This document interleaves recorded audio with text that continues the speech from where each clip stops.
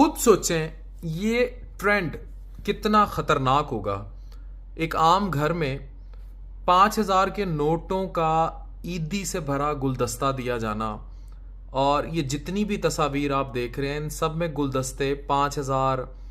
हजार के नोटों से सजाए गए हैं, और ये ईदी के तौर पर कुछ जगहों पे दिए गए।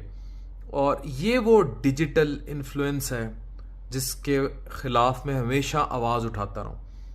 मैं फैमिली वीलॉगिंग के स्ट्रिक्टली कभी खिलाफ नहीं हूं, लेकिन वो फैमिली वीलॉगिंग जो सोसाइटी को नेगेटिवली इम्पैक्ट कर रही है, सुबह सुबह गीले बाल लेकर आना, सुहागरात तक की बातें दिखाना, अपने पर्सनल उसमें ईदियों पर ये इतने नोटों के भरे हुए गुलदस्ते देखना, एक आम बच्ची इस